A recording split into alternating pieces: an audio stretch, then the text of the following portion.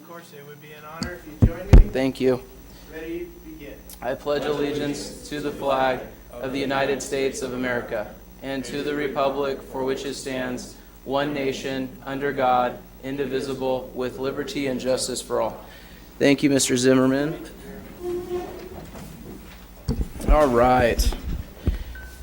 Madam Clerk, will you please conduct a roll call? Councilmember Castillo. Here. Councilmember Dane. Here. Mayor Pro Tem Green. Here. Mayor Smith. Here. Absent from tonight's meeting is Councilmember Welty. Thank you so much. All right, Mr. City Attorney, anything to report out of closed session? Thank you, Mayor. This evening, we have no items to report out of closed session. Perfect, moving right along. Approval of the City Council agenda. Mr. City Manager, anything, any changes there? No changes tonight. Perfect. I need a motion on this. Motion. Can I get a second? Thank you. I got a motion from Mayor Pro Tem Green and a second from Councilmember Castillo. I need a roll call on this. Councilmember Castillo. Aye. Councilmember Dane. Aye. Mayor Pro Tem Green. Aye. Mayor Smith. Absolutely, aye. Motion carried with Councilmember Yay, Welty we got to do my absent. favorite part, ceremonial matters. Mr. Zimmerman, will you join me when I present this to our good friend, Eleanor Martin? Will you please come up here too, Eleanor? Microphone live.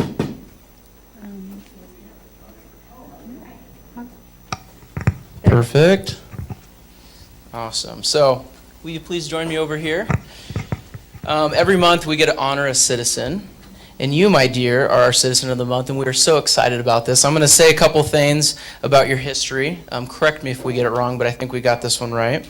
Eleanor is the granddaughter of Henry Evans, who purchased land back in 1890 in Canyon Lake. Unbelievable. A little bit older than me. In 1927, he sold 1,150 acres to the Mescula Water Company of Corona. Her parents leased a company known Evans Fish Camp, a public fishing resort at Indian Beach. Later, Eleanor and Don ran the Village Store at Holiday Harbor for 4 years. Eleanor also wrote Imagine of America by Canyon Lake, a comprehensive history of our community filled with old photos and images of classic Americana throughout Canyon Lake. That's pretty cool.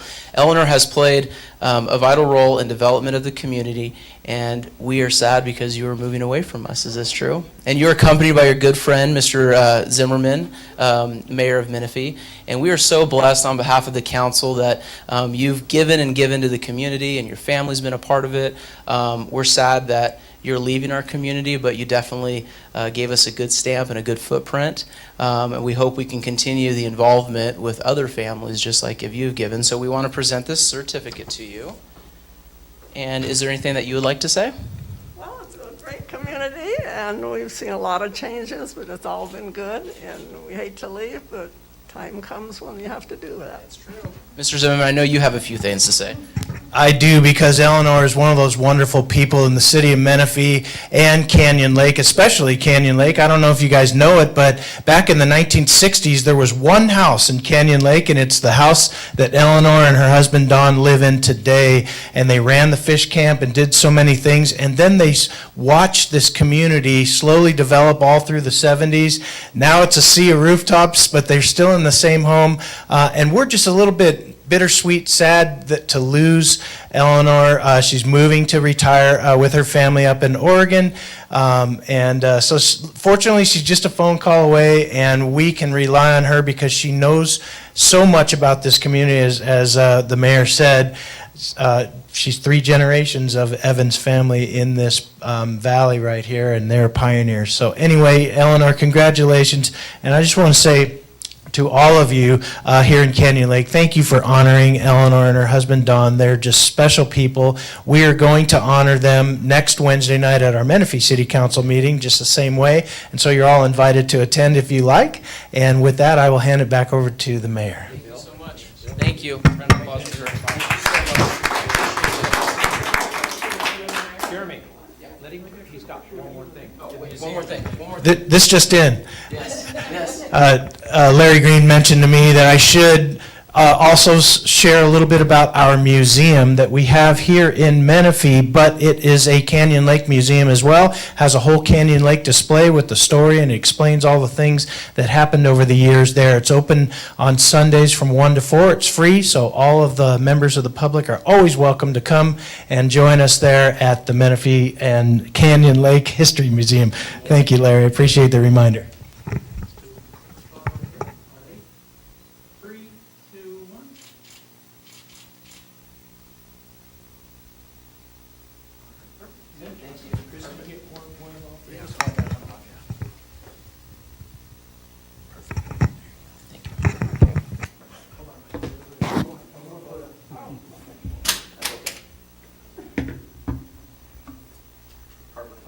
Okay.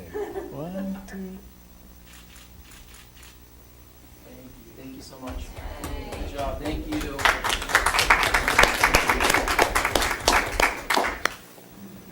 Perfect.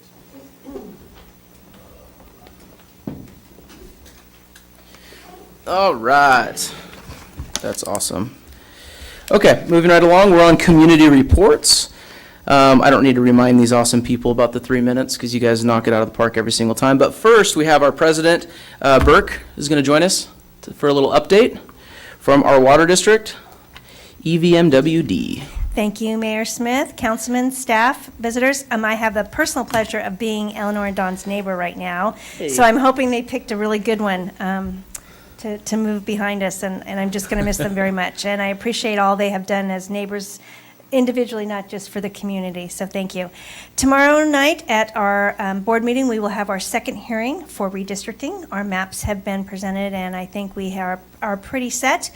As you know, my division had grown the most out of everyone, and the portion that I am losing to Director Ryan, Division 2, is actually the apartment area and the new Walmart off the 74. So that goes through pretty much, I have to look at the exact street, but where the high-density multi-family housing is pretty much, I'm going to lose that part. I will retain Meadowbrook. I actually will go all the way to the Paris, past the Paris line, and then Canyon Lake, Tuscany Hills, and Canyon Hills will remain intact. So I was very, very pleased. I didn't want to really lose my division. I've been able to build some great relationships and done some great things. And that reminds me, I just wanted to thank Mayor Smith. We had a kind of a meet and greet at the country club about 2 weeks ago in the evening, and there was about 20 people there, and there was a lot of questions about water in the city. And it was just nice to have some community engagement and people be able to answer their questions, so I appreciate that time. And starting off with Councilman Castillo, she started the coffees, and they're continuing, and people really enjoy them, so thank you. I also want to remind not only the council, but those watching at home, that we'll have a joint meeting with the POA on March 31st, so it'll be a city council meeting, an EVMWD board meeting, and a POA board meeting, so we can talk about some common areas. I think we're working much better over the last 3 years. It's been an effort, but I think the rewards are paying off. The sewer project is moving forward on time, and actually, I believe, under budget, which is always my favorite. And then in June, we are about to launch a $170 million wastewater expansion project. So I'm happy to take any questions. Any questions? You good? Thank you. We good? Thank you. Have a good evening. Thank you. Appreciate it. Is the POA president on the phone or not joining us tonight? Okay, moving on. Update from the Chambers of Commerce, President Jeannie Odell.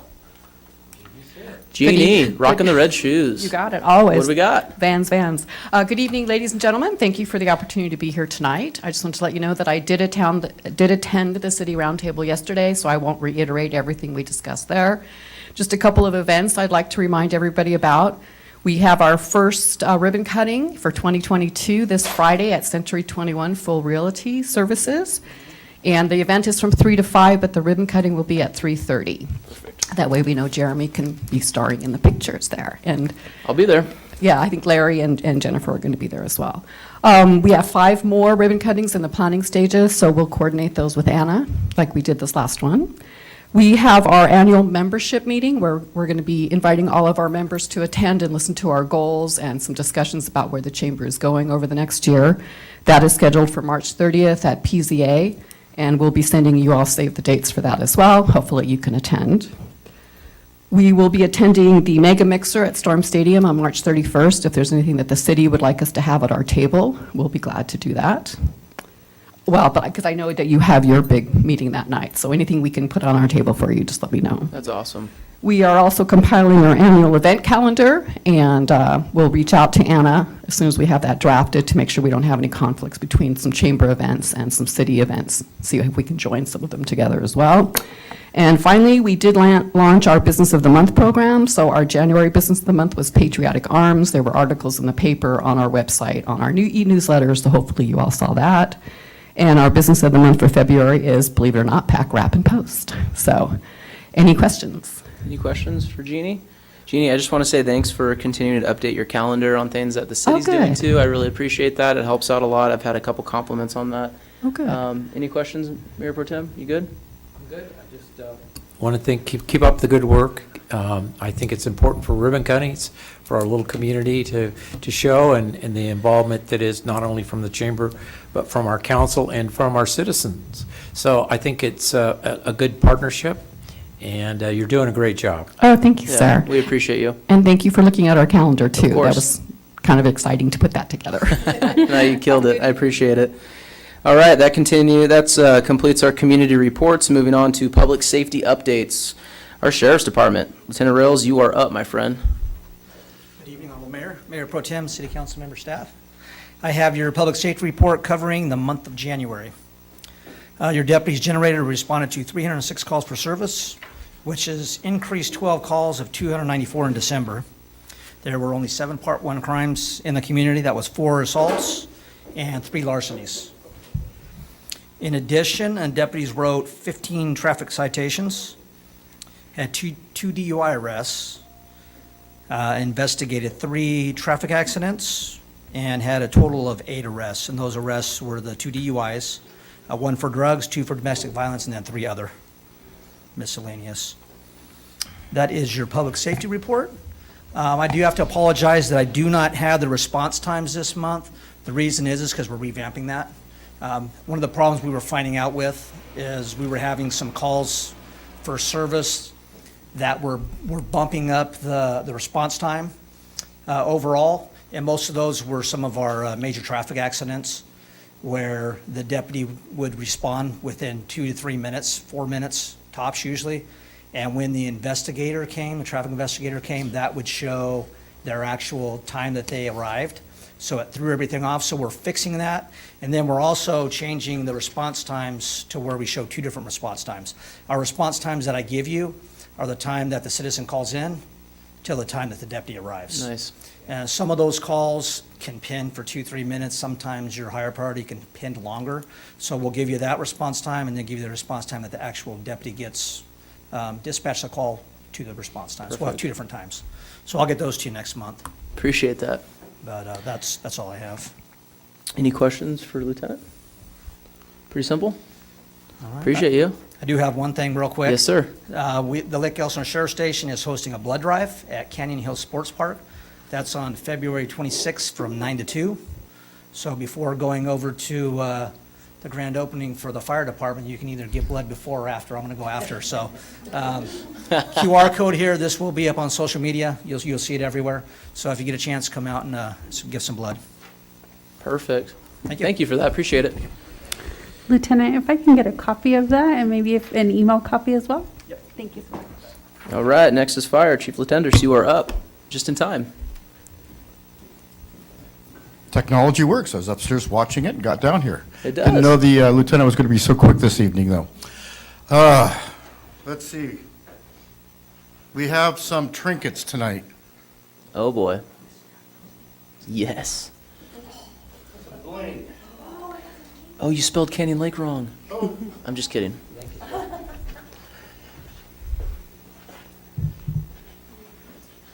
Thank you. That's cool. Dude, that is so done. So on behalf of the fire department, with our first month of operations, we thought we wanted you to look a little official. I'm going to be talking about a special event a little bit later on, and so maybe this might be an appropriate attire for you. So we, on behalf of all our firefighters, thank you for your continued support, not just this last month, but this last year as we brought this thing to fruition. And the guys are just ecstatic and happy. And we know it was the direction of the council, and I put my wife through a lot of pain and misery this last year. And she wanted to join with me in thanking all those involved. And so we got something similar for the entire community. And this is from us. This isn't from the city. It's not from the department. This is from my wife and I for allowing us to be part of this incredible journey. Wow. Oh, cool. Wow. Holy cow. I'm glad it was empty. Wow.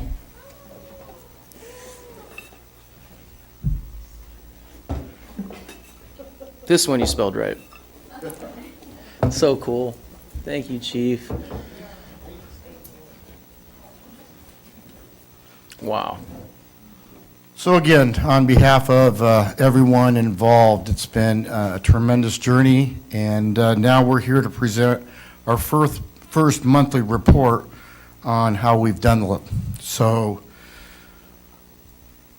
during the month, oh, look at that, there's our first typo. During the month of January, the fire department responded to a total of 85 incidents. 73 of those were medical emergencies.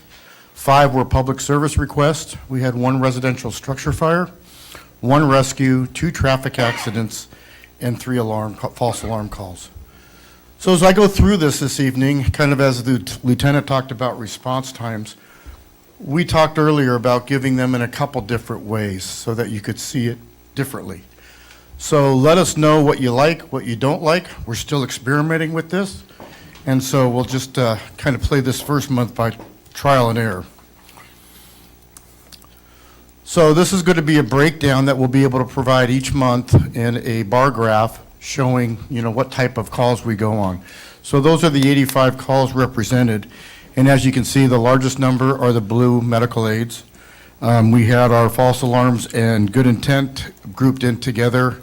Public service request, our 1 fire there in blue. And so graphically, you can see the type of work that we're doing each and every day out there. We did have one strange day where we ran 10 calls in one day. We've had days where we haven't run any calls, but our average is about 2.77 calls per day as you look at the entire month. There's our 85 calls, and so this is for the month of January, and so the way this chart will change over time is each month will be added into the chart, so you'll be able to see when our busiest periods of time are as we continue to collect and gather our data.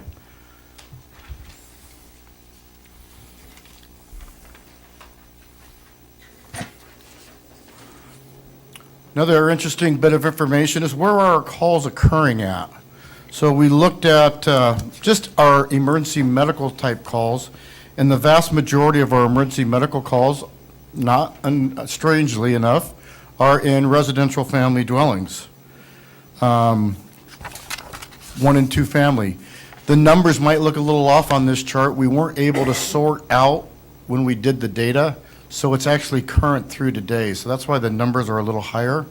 But, you have different types of properties. Multifamily dwellings, our condo complex, the hotel, are they happening in commercial buildings or office buildings, car accidents? So this will tell us where our calls are happening as we continue to collect our data. The next chart, and sorry it's a little hard to read up there, this is our response time. And so we have our 2 units up there. So on Monday, we were fortunate enough to put our brand new engine into service. But up until Monday, we were using engine 201. So as we collect the data out of the computer, it classifies the data according to a different unit. So our total response time for engine 201 that ran the majority of the calls was, 5.67 minutes. For engine 1, that's only been responding since Monday, their time has been 4.69 minutes. The average total travel time, and that's from leaving the station to arriving on scene, for engine 201 was 4.19. For engine 201, it was 4.19. For engine 1, it was 3.78. And so this is based on averages, not fractile percentages, but on averages. And so overall, our average response time was 3 minutes, 96 seconds. In comparison, previously in November of last year, it was reported to the council that their average was 4.8.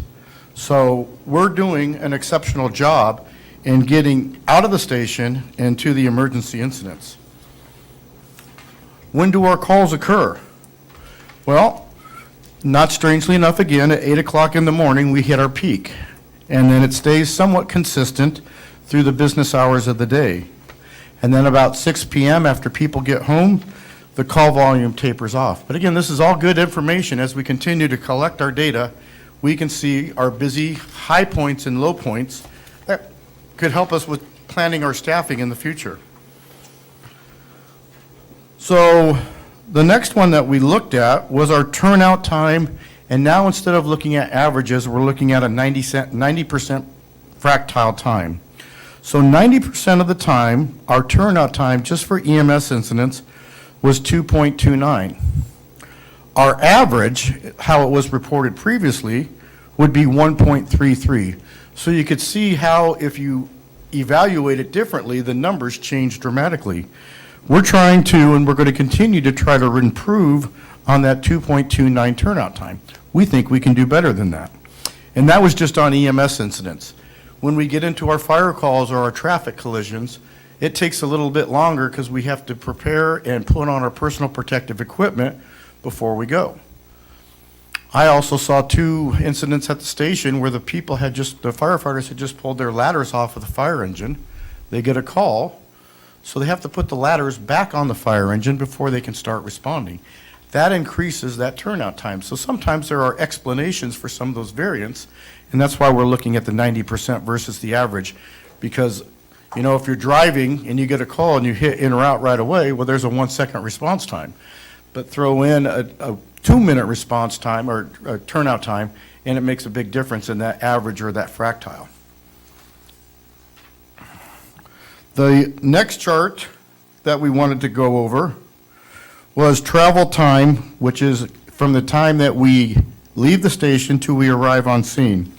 And so we broke this out for the different call types, and we've only had 1 fire, so it's hard to really analyze that. But for all calls, our average travel time in the 90% percentile was 5.58 minutes. For EMS calls, for all calls it was 5.58, for fire calls it was 4.37, and for EMS calls it was 6 minutes. Obviously, with the EMS calls, you wouldn't think it would take longer. It all depends on where the fire engine is at and where the call is at. So travel time changes depending on all those different circumstances.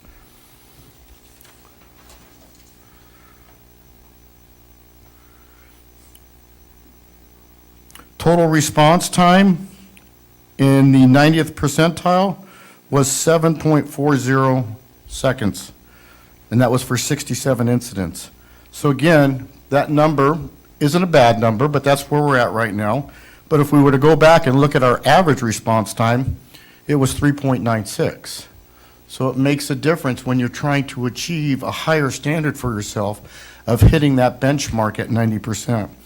What the city manager, the battalion chief, and I are working on is what are we going to set as our standards? What is that response time that we want to have as our goals as we continue to move forward?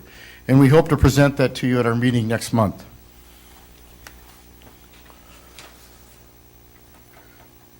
The next is a map of where the calls are occurring, and you can see they're for the most part occurring throughout the entire community.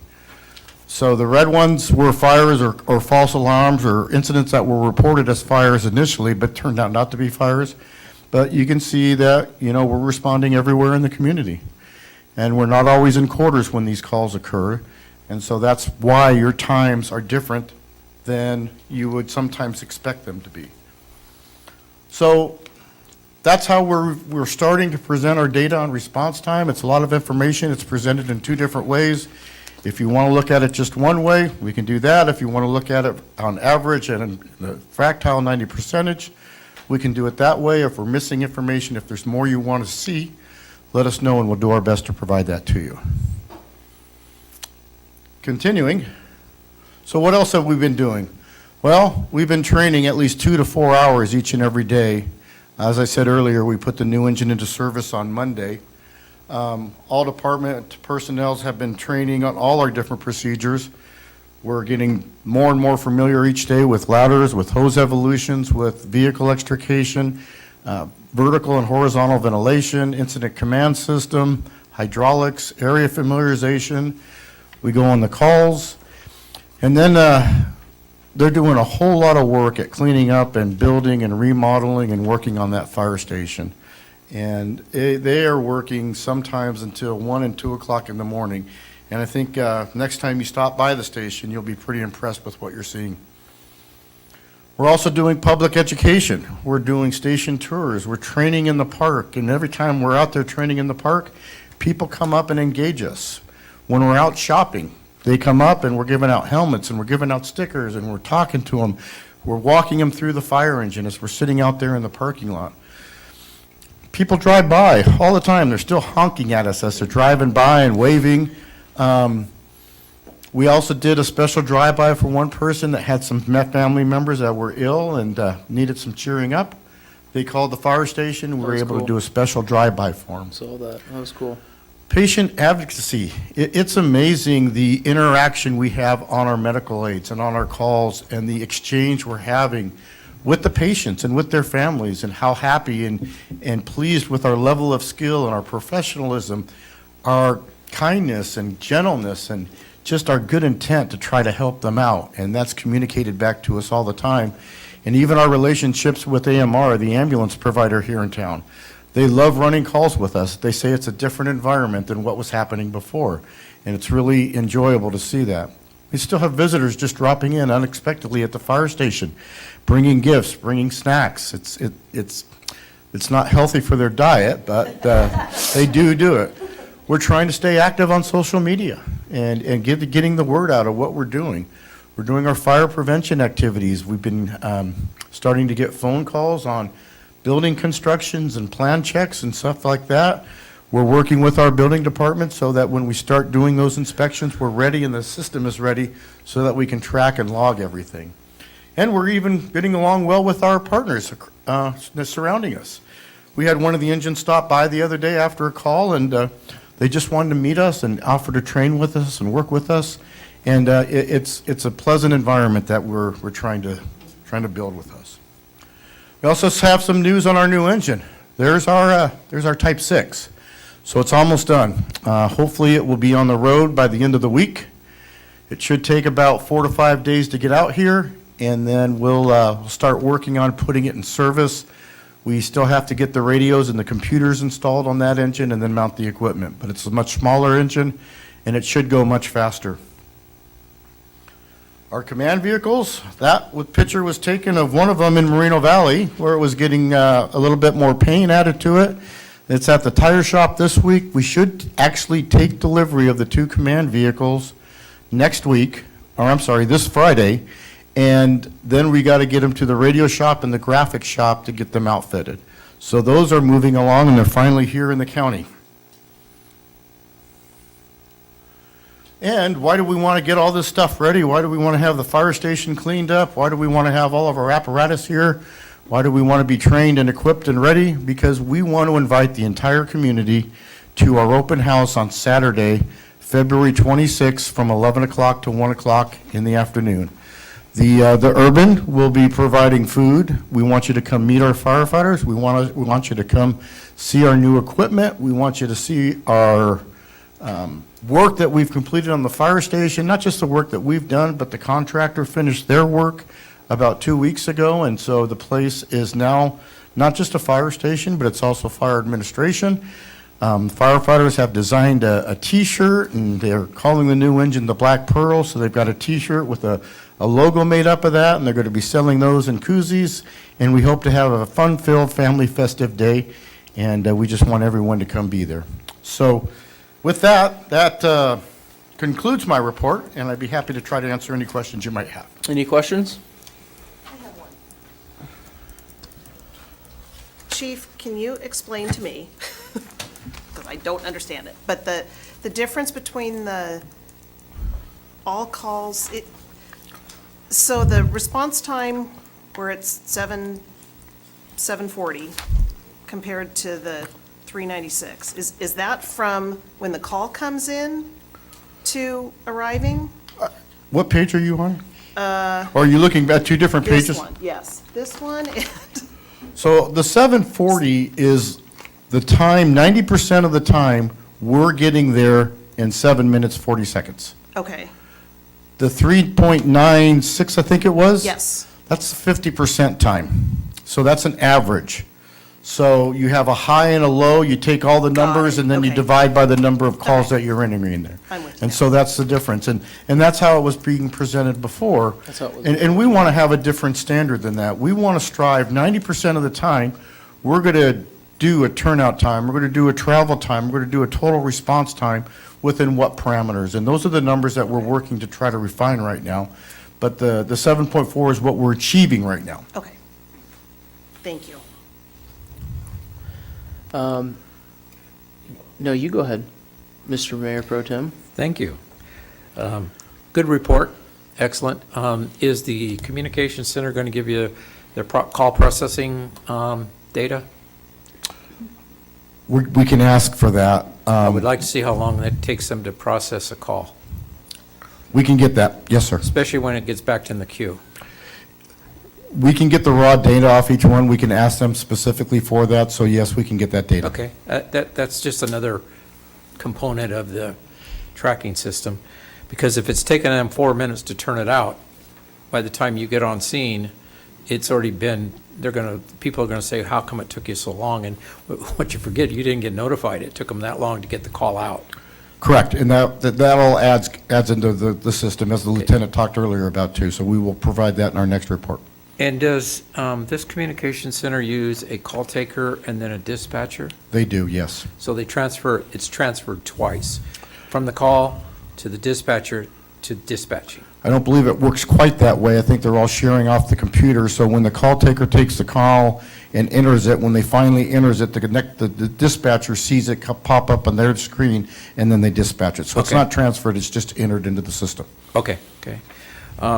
Another comment, and this is a compliment to you and your staff and your rank and file. This is a true breath of fresh air to see you guys participate in maintenance of the station, reapplying things, re-engineering things to work so that the budget isn't quite hit as hard. And that reminds me of the days when I used to be involved, when people used to pitch in and do things and didn't worry about somebody else having to do it for them. So I think we're very beneficial here in this community, that all hands are on deck and they're all pulling in the right direction. And that's a compliment to this team that you put together and to the supervision that's in place. And so I'm really glad to hear the things have heard and have witnessed. So again, compliments to you and your department. Thank you, Mayor Pro Tem. We have several, all of them are gifted, but some of them have skills and trades that are really carrying themselves forward as we work on the fire station. And again, I'm sure hopefully all of you will be there on the 26th, but when you see how we've repurposed some of the stuff that was elsewhere in that fire station, you'll be extremely pleased. Thank you. Thank you, Mayor Pro Tem Green. Councilwoman Castillo, do you have anything? Yes, I wanted to just let you know that in my day job, I have heard quite a bit of feedback regionally, and I would say by and large, everyone who has mentioned or brought up the fact that we have a fire department that is our own in Canyon Lake has been very supportive, somewhat astonished at what was accomplished in a year, and just how, by all appearances, you're making it look easier than I imagine it is. So that, I believe, is a testament to you and your team. I've been blessed to work with incredible people, and I can't thank them enough for not only what they do on emergency incidents, because that's why we're here, but their passion of making everything that they have better. They're just so pleased to finally be in their new engine, and so grateful for the council to providing them with all new equipment, modern safety equipment, and they're just trying to make it better each and every day. Chief, I just want to say thank you for providing us with numbers that we've been asking for years. It means a lot, it's refreshing, and it's nice to not only see that it can be done, but that it is being done. We can look at it in different angles. Also, I just want to applaud you and your crew for constantly training. I think that's something that's exciting to see throughout the community, and several people are making comments about seeing their department out working hard and training to obviously protect the community. So awesome. Appreciate you. Thank you very much. Thank you. Anything else? Are we good? We can let the chief go now? Mr. City Manager, are you going to let him go home? He's got to stick around for cigars after the meeting. so- Oh, got it, okay. Thank you, Chief, we appreciate you. All right, Senior Code Enforcement Officer Ruby, the floor is yours. Thank you. It's always so hard to follow after the chief. If you brought some hats, you would have won. I but- wish I would have. Okay, good evening, Mayor Pro Tem, and council members. I will provide you with January's activity report. So we've issued 2 notices for building violations, and those have now come into compliance. They did not have permits at the time. 12 construction sites were issued notice of violations for not having BMPs in place, so no erosion control. We're still working with some to get that going. No changes on our BLM, but I did provide you guys with photos, if you can see those. We did our cleanup. There was major cleanup out there, and I have a couple of photos there so you can see everything that was out there and was cleaned up. So we're tidy for now. And then down to we found 1 short-term rental, and that's already been addressed. We issued a notice of violation, and we followed it up with the citation, and the property owner came in and complied with that. And for residential rental registrations, 326 are current, 45 have not renewed, and 6 inspections were conducted for the month of January, and 54 fire inspections. Nice. That's all. Any questions? Yes. Councilwoman Dane? Thank you. On the cleanup, was that done past the north gate, or was it done there and behind the fire station? It was done behind the fire station, so we took photos of areas. Those were visible when you go Okay. in through the Quail Valley, Hampshire area. The one by the fire station, we had to take photos and have them go out there to clean up. Okay. Those areas get more trash more often, so what we do is we go out there and pick up what we can and load it up in the truck and then Okay, toss it. okay. Thank you. Thank you. Any other questions? Yes, Hey, Mr. Mayor Pro Ruby, Tem? on your fire inspections, you must be getting pretty close to wrapping up the re-inspects, huh? Almost, yes, almost. It's only Dawn and I, so it's 2 of us, so Yeah. we're kind of just trying to tackle the entire area, but it's not a whole lot, so. Okay, and so we're on an annual inspection, a re-inspect, not a re-inspect, but an annual? An annual, mhm. Okay, great. And that's all I got to say. Thank you so Okay, much. perfect. You're welcome. Any other questions? Are we good? Thank you so Thank much. you. Appreciate you. All right, for those of you that are following along, public safety update is now complete. We are moving on to public comments. Madam Clerk, will you please read the public comment statement? Any person wishing to address the city council on any matter within the jurisdiction of the city, whether or not it appears on this agenda, is asked to complete a speaker request form available on the back counter. The completed form is to be submitted to the city clerk prior to an individual being heard by the city council. The city council has adopted a time limitation of 3 minutes per person. If you're commenting on the agenda item, your comments will be heard at the time that particular item is scheduled on the agenda. Please note that if you're addressing the city council on items not on the agenda, the Brown Act does not allow discussion of such items. Therefore, the city council may only do the following: refer the matter to staff, ask for additional information or request a report back, or give a very limited factual response. Members of the public may still submit their comment electronically by sending an email with their comment to publiccomment@canyonlakeca.gov. Comments submitted electronically will be provided to the city council and included in the official record, but will not be read aloud during the meeting. I have no cards. Thank you, Madam Clerk. Moving on to consent calendar. Will the clerk please read the consent calendar statement?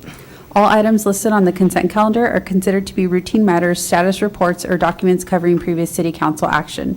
The items listed on the consent calendar may be enacted in one motion. With the concurrence of the city council, a council member may request that an item be removed for further discussion. Staff recommends approval of all items. Thank you, Madam Clerk. Would the council like to remove any items to be discussed from the consent calendar?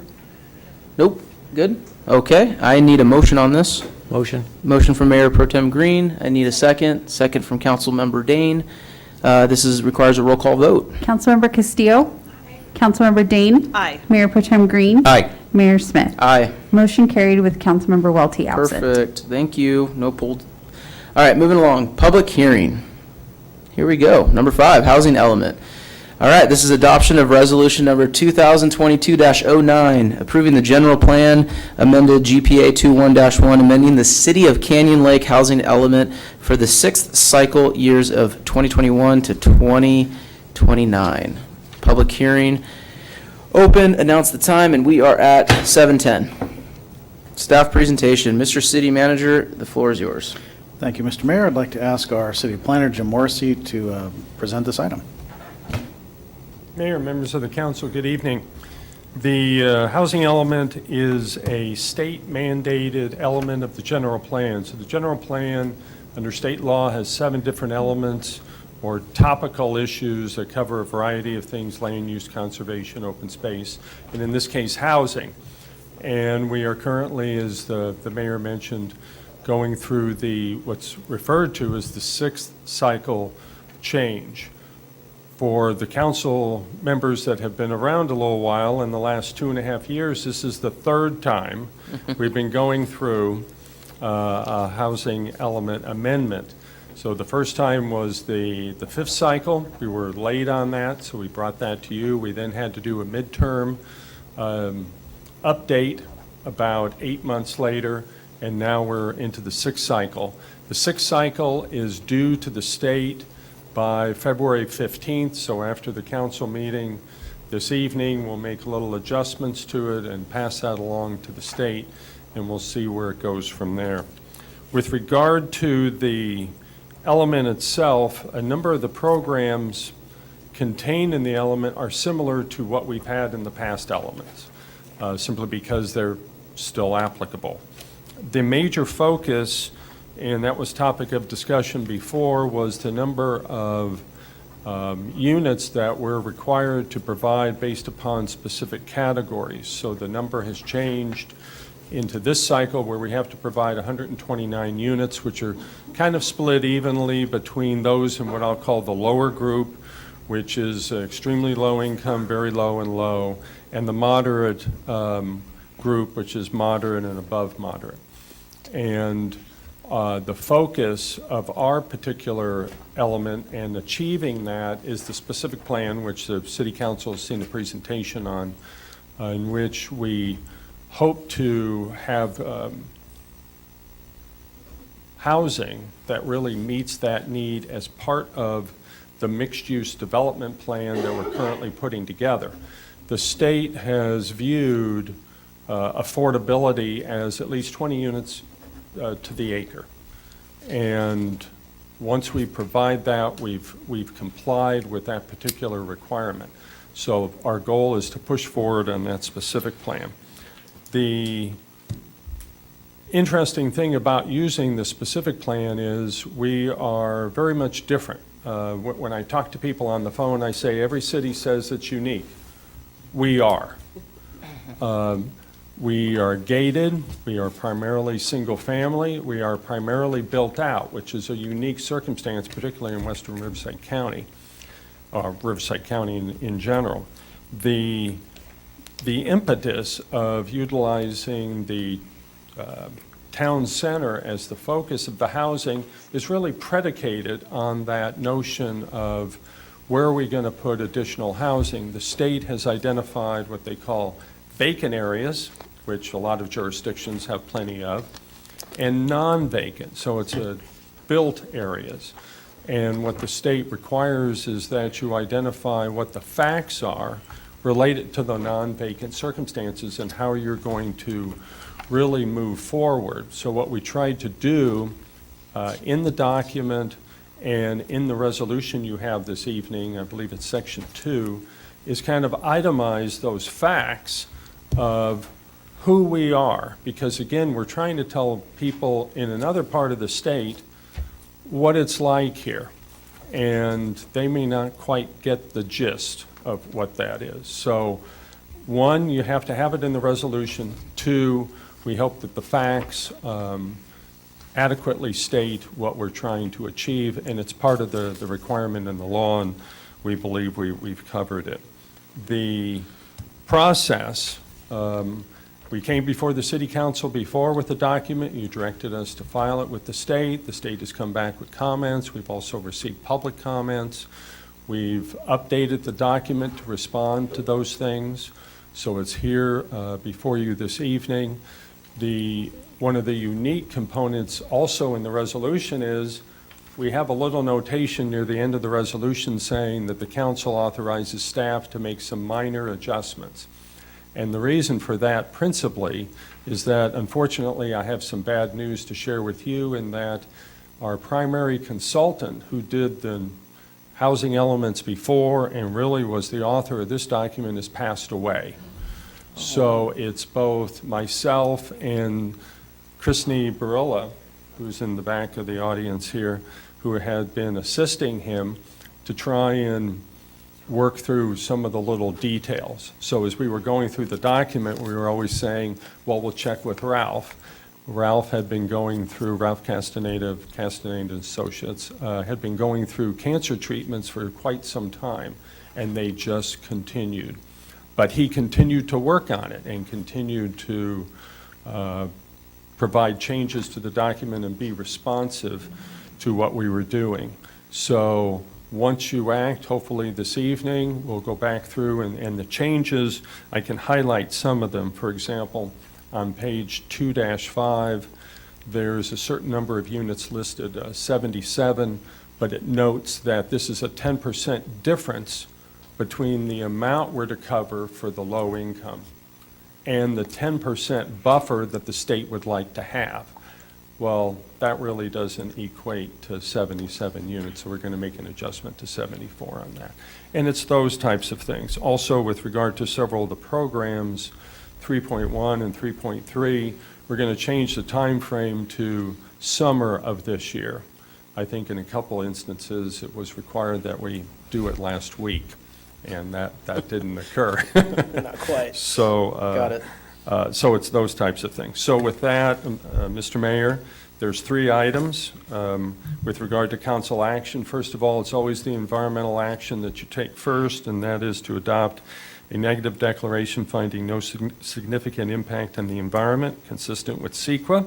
Correct. Adopt the next resolution in line, amending the City of Canyon Lake General Plan housing element to meet the requirements of the 6th cycle. And thirdly, to direct staff to file a notice of a determination with the county clerk, which is part of the CEQA process. And if you have any questions, I'll be happy to try and respond to them. Absolutely. Questions? Yes, Mr. Mayor Pro Tem.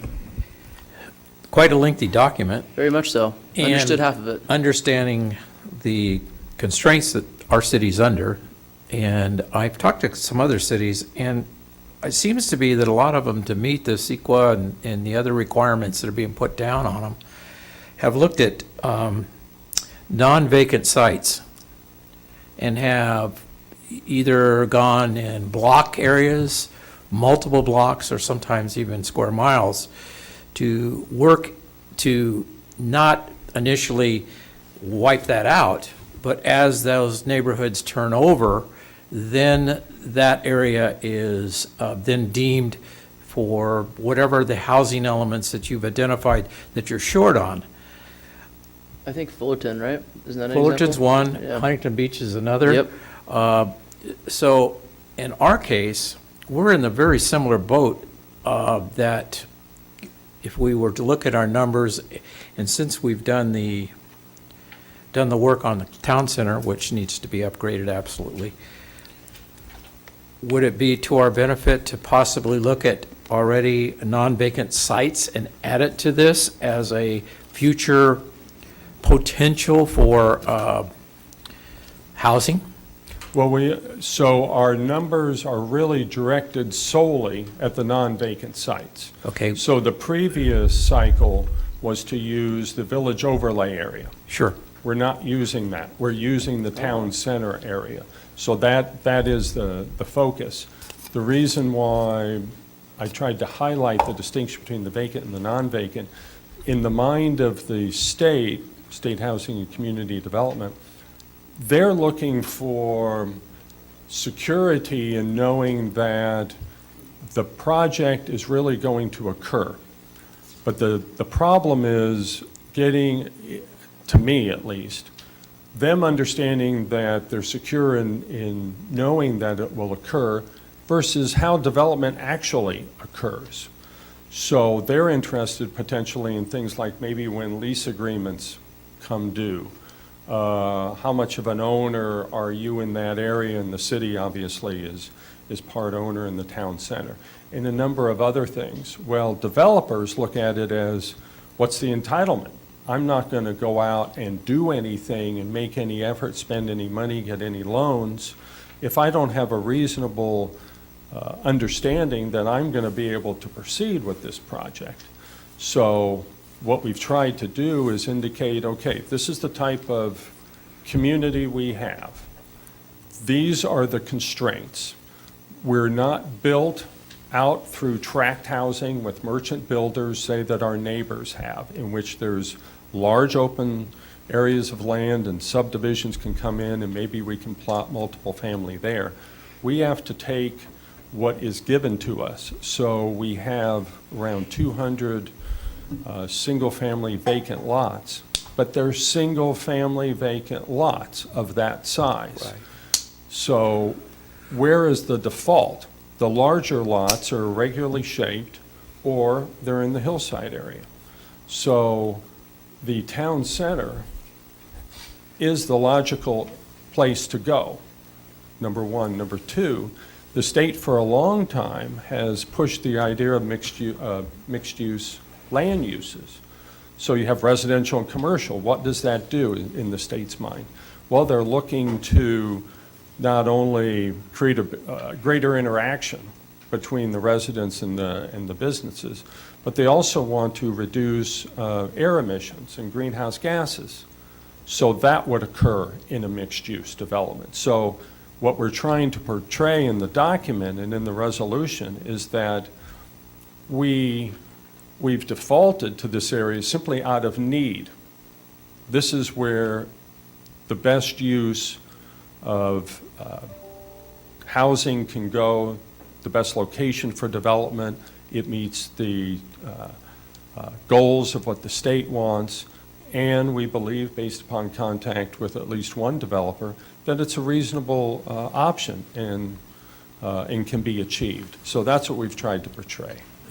Okay, but the problems still exist in that the gamut of housing as the state sees it is really not for one demographic group. It's across the board from seniors to underprivileged. Mm-hmm.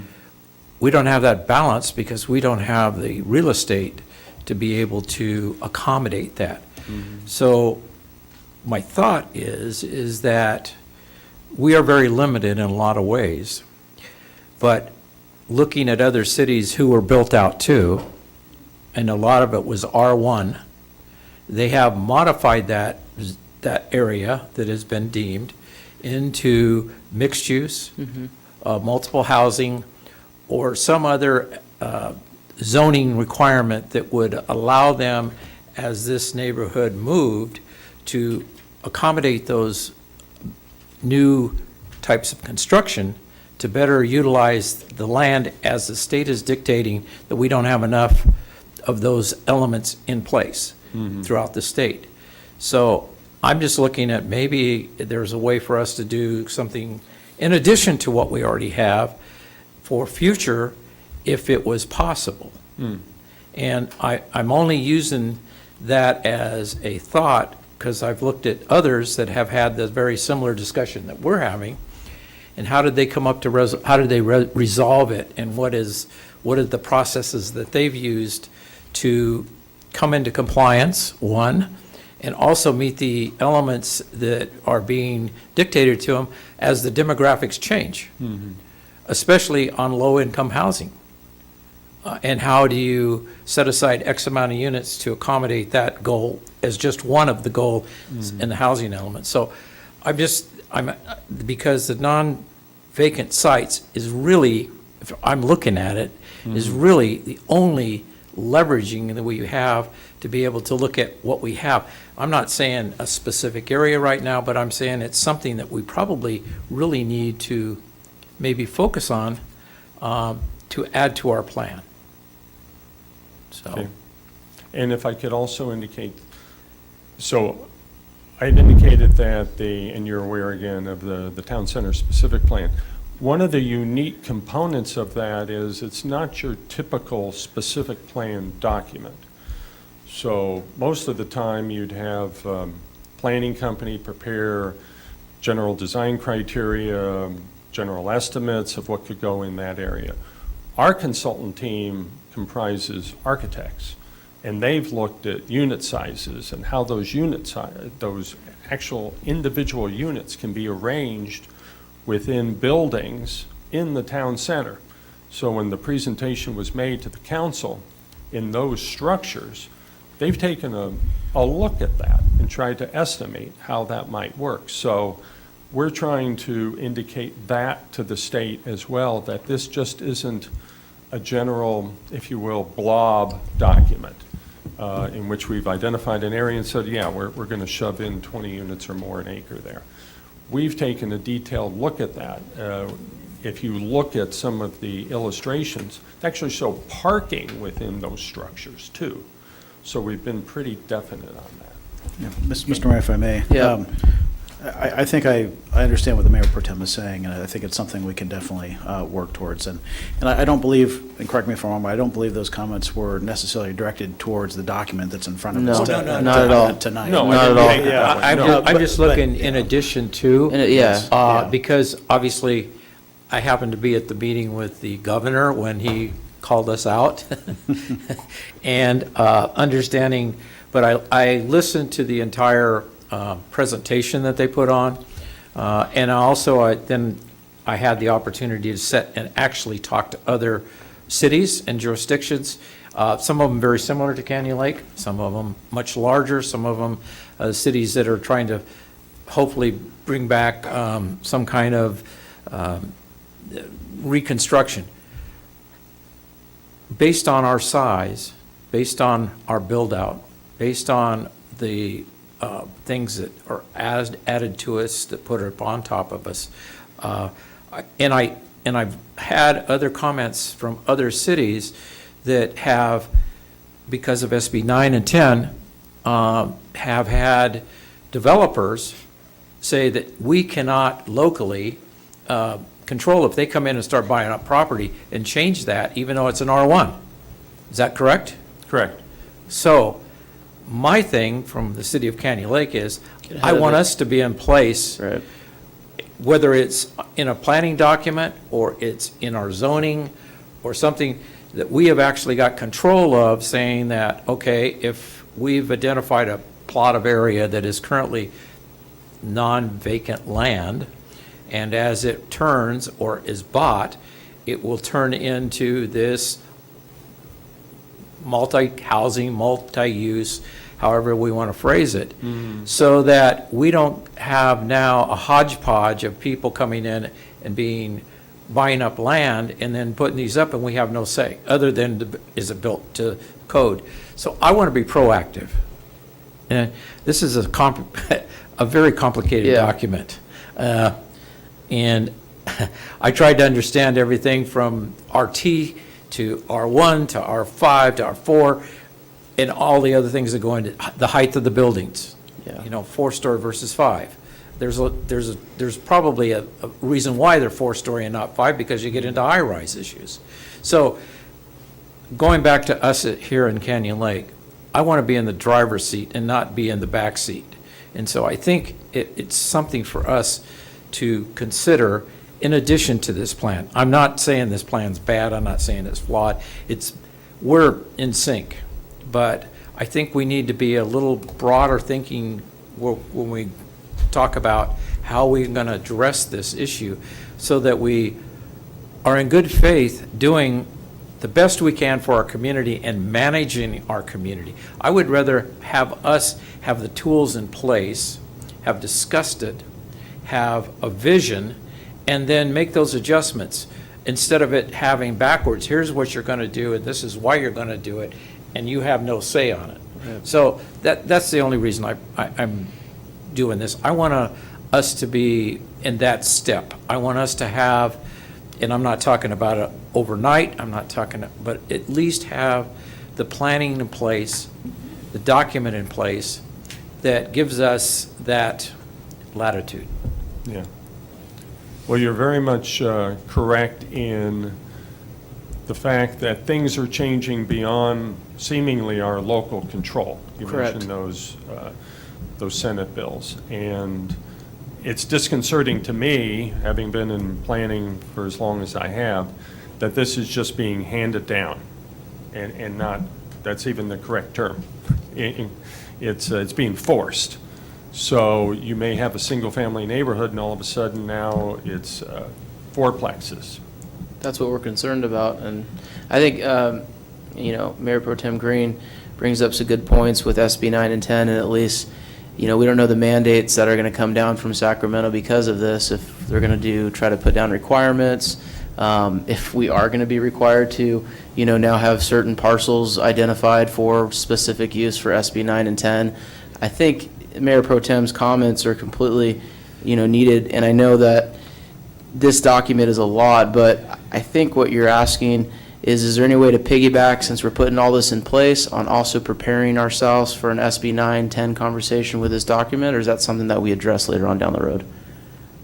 I would say it's later on down the road. Can we adopt this document with the intent that it could have an amendment added to it, that would be a supplement to this, that because of this discussion we're having, that let's say in 6 months we come up with an idea and we talk about the idea and then we put it in because it does become, that would then become part of this housing element because it's another piece of the planning process. I would say that maybe the avenue we would want to go is maybe an amendment to the land use element. And Okay. discuss it in there. So it's still part of the general plan. The general plan are separate pieces, but taken as a whole. Okay. So each one has to relate to the other. And I think what you're talking about is understanding a change in density, a change in Yes, real land that's use. correct, that's correct. And I'd rather focus on the land use element to do that than maybe talk about the housing element that way.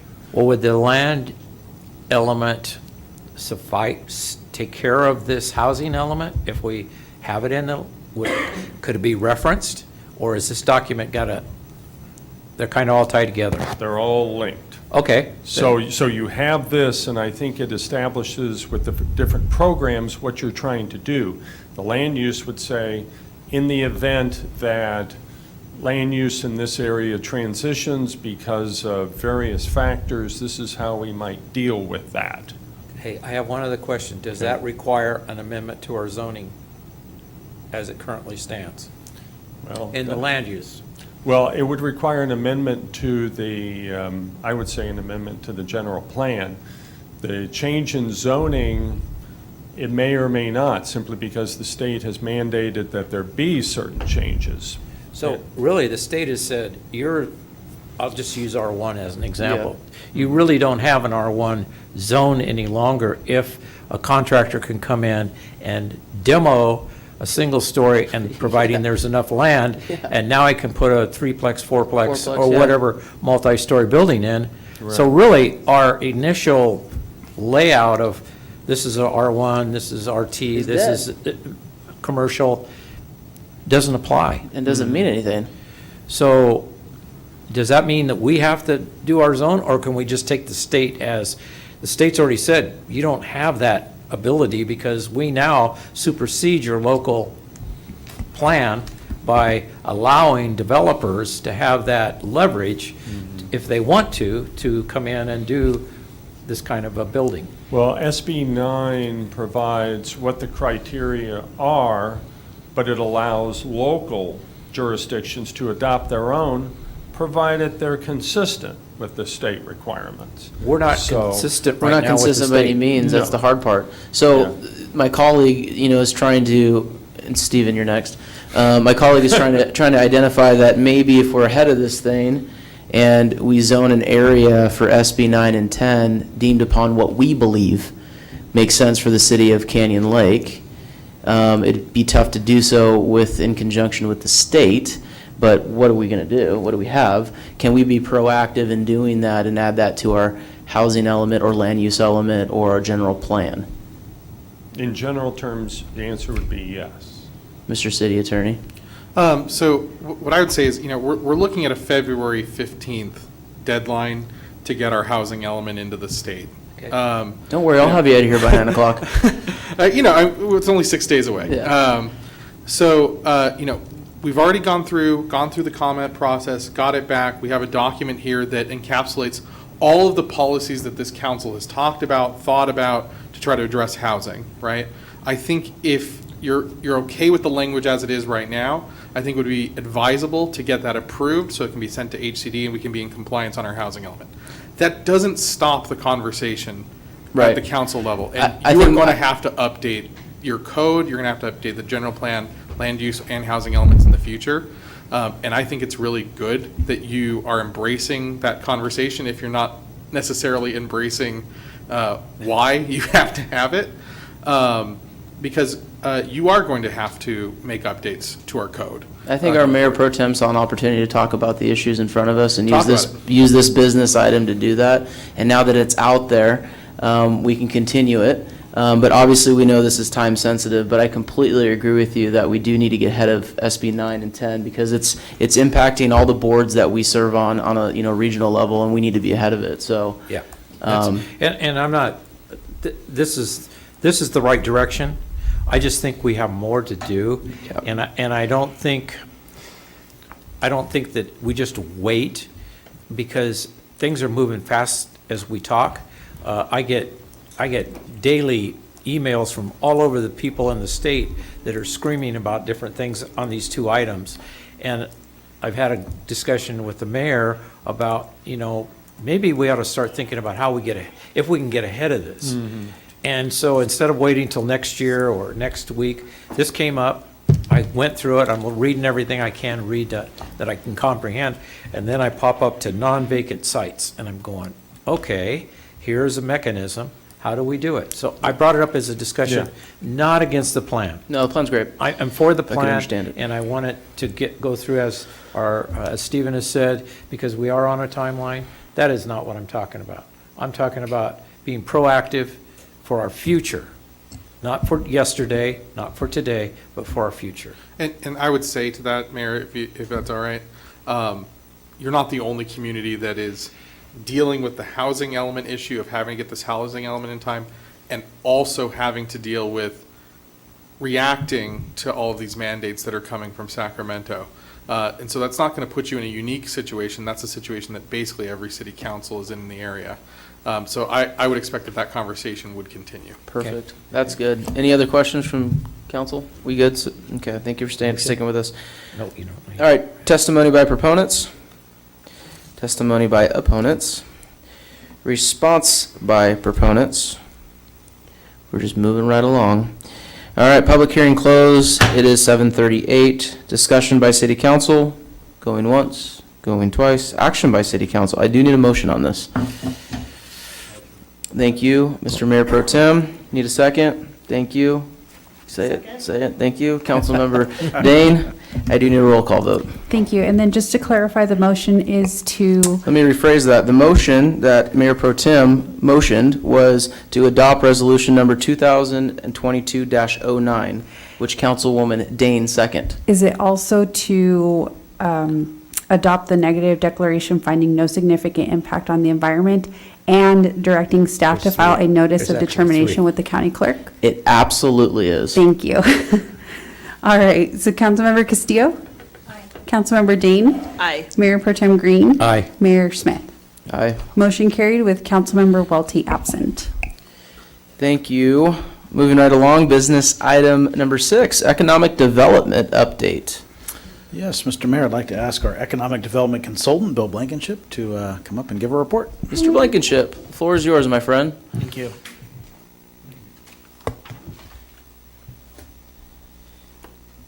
Need my glasses. Appreciate you guys. Thank you. Thank you. Drive safe.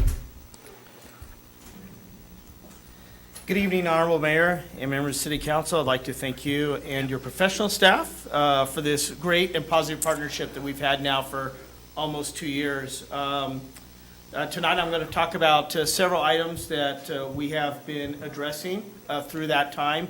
Some of this is going to be a little bit of historic perspective, but I wanted to repeat kind of where we've been and kind of where we're going through this journey, if you will. Initially, one of the main things that we attacked was the transfer of ownership of the 2 parcels that equaled 800 acres of BLM land, and most specifically, if you will, the 160-acre portion of that 800 called Jump Lagoon. Initially, when we tackled this issue, we had to file an intent, if you will, or a notice with BLM that we wanted to transfer that ownership to us. And one of the things that your city manager tasked me with was, hey, we need to expedite this. And so contacted the congressman's office, like you do with normal casework, and contacted BLM. And BLM said, you're about 11 or 12 on the list, and understood the parameters that went with that.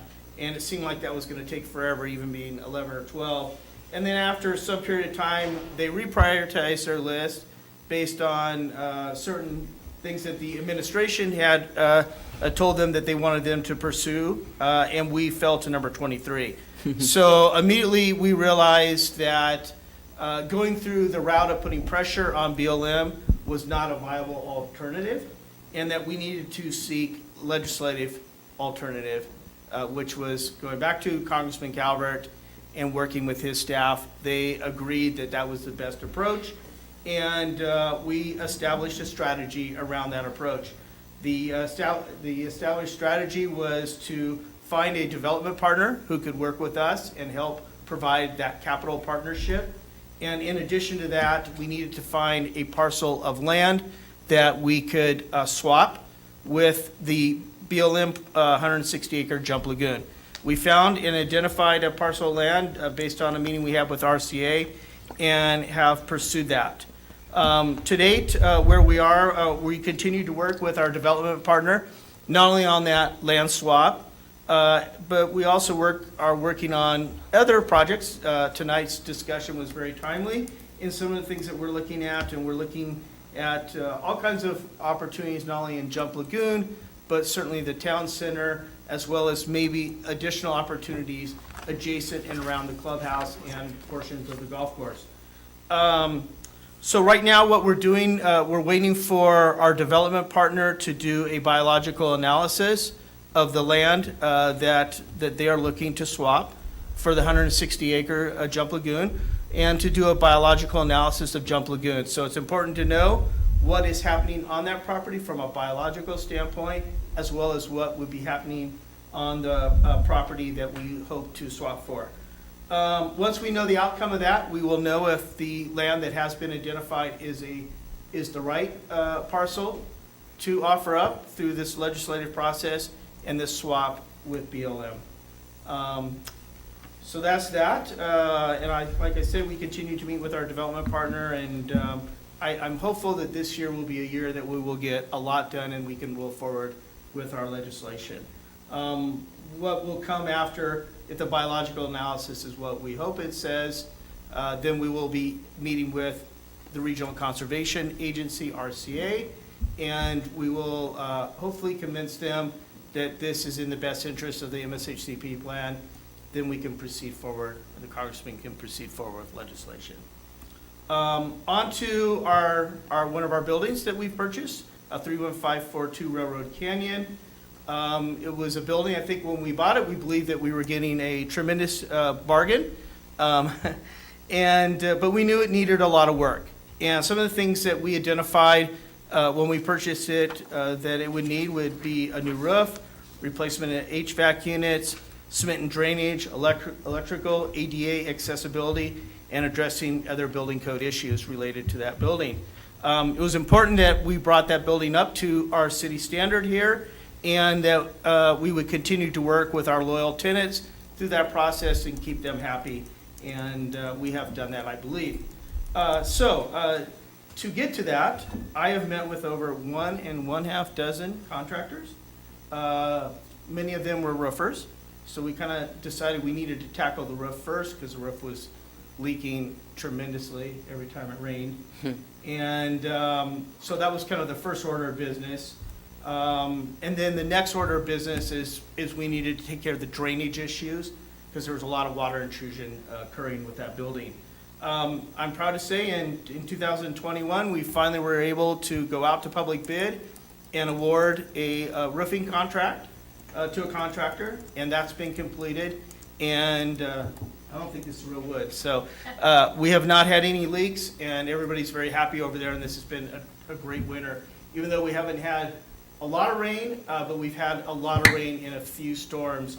And so certainly the roof has been tested, the drain system up there's been tested, and those were all things that were replaced during that.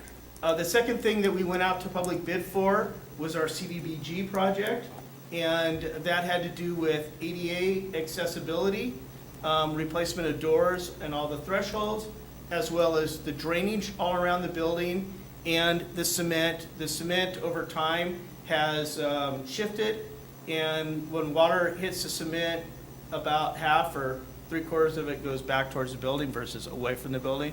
So we'll be correcting that. We've awarded a contract to a local contractor here in Canyon Lake. That's great news. And he's already started that project. Doors are ordered, doors will be in soon. Thresholds have been done, upgrades to the bathrooms have occurred over there, and then the last phase will be the installation of the doors, some framing and drywall, and then the cement work. And so we're right in the middle of that project. Once those two projects, which the roof has already been completed, and this project is done, we will have stopped the water intrusion into the building. Kind of the next things that we will need to attack there will be painting of the building. It's stained and hasn't been painted in probably 2 decades. And then there's a lot of carpet damage from water intrusion. Carpet will need to be replaced, and those are kind of the next kind of immediate things that we'll need to accomplish there at the building. In addition to that building, as you know, we have been working with AMR, dealing specifically with our open suite there, Suite 1. And our city manager here and myself have had meetings with AMR to talk about the prospects of them maybe relocating over there. And the meetings went very well. They told us that they would need a bathroom. And so we went out and met with a couple of contractors, got the bid back, and to put a bathroom in and do the tenant improvements that's needed in a break room, dedicated break room. The cost that made the most sense was $86,000. After getting that back, I had communicated that it was pretty high, and that we really needed to sit down and talk about how we were going to make this happen or how this could even be possible. I was then told after 1 or 2 meetings with AMR that they needed a shower. So not only did they need a dedicated bathroom inside the suite, but they would also need a shower. And I'm kind of concerned that there may not even be room to have a shower in there in addition to a bathroom. So I don't have the cost to put in a shower. I can only imagine where we are. So I simply report this to the council here this evening to tell you that that's been a hurdle for us bringing AMR in. I think maybe we should have an offline discussion on how and if this makes sense for the city of Canyon Lake to pursue AMR. Certainly they are in our center here. They are located in the city. That's a great partnership that we appreciate and need, but maybe it isn't the right fit. I just throw that out there to you that maybe it's not the right fit based on the cost. In addition to that, we continue, like I said, to go through the other projects there, and I think we're moving in a good place. I can tell you there's been times that I've questioned, my gosh, how long is this going to take? So finally, there's, I think, some light at the end of the tunnel on that project. In addition to that, this last fall, we worked with LAFCO, and LAFCO was working on a review process and a study, a municipal service review and a sphere of influence study that they do every 3 years. The study took a comprehensive look at current levels of service, present plan uses, capacity of public facilities in the community, shared facilities with the county, and capacity of present and planned facilities. So it was a total look of the services that are provided by the city, financial stability of the city, all the facilities that we have here, and what is our ability to provide services for the future. So it's a very comprehensive study. But another portion of that study and part of the fiscal analysis is what are the city's abilities to grow and bring in revenue. And we were successful in working with their staff and the folks who are doing the study to include the opportunities for future growth in the town center, as well as housing and mixed use, and as well as looking towards the northern end of the city, from the State Route 74 back towards the city, or south back towards the city, that was a logical place for the city to grow in the future. And they concluded in their report, the best opportunity for future of economic development for the city is that geographic area, and we got that as part of the language of the study. So I think the good news about that puts it out there publicly that this is something that should be included as part of the city's sphere of influence and is our best opportunity for growth. And I think all the jurisdictions and LAFCO's goal is that, they find ways to take these islands away from being islands, and that they find cities where they need to be. And by them stating that in the study, I think that kind of flies that flag out there. So that's my report. Like I said, it's been a great partnership. I appreciate the opportunity to work with all of you. Appreciate working with your staff, and thank you for that opportunity. Any questions? No? Any questions? Saddened to hear about the expensive toilet and shower. Kind of puts us out of the price match to make that kind of happen. I think they're paying less than $1 a square foot over there, and we might have to look at another option for another tenant. It just doesn't make sense. It would have been a nice thing, but yeah, I think it's just sad, But at the same token, they got a killer deal over there. They're not going to beat that anywhere else. So at least, I think they've been there a decade. Yeah, and it's set for them. They wanted not to have to deal with the stairs, the last I recall, which is why it was a good fit. But at that price point, we wouldn't even break even for another. I mean, who knows? They also said at one time that they were thinking of shutting this office down and just putting it in Menifee and Lake Elsinore. Yeah. The conversation has evolved over time for sure, and I think hearing them say things like that, Mr. Mayor Pro Tem, is what got us thinking, well, it'd be great if we could find a way to keep them here. We knew they weren't really thrilled with the space that they're in currently.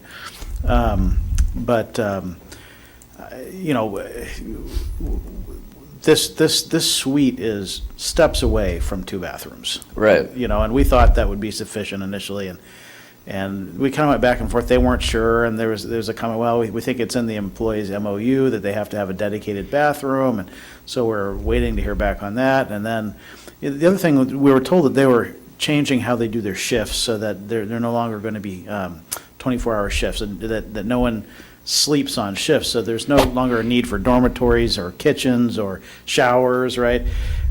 Which made this site possibly doable. Turns out they've changed their mind on that. Now they need showers again and more space, and so it's a big expense.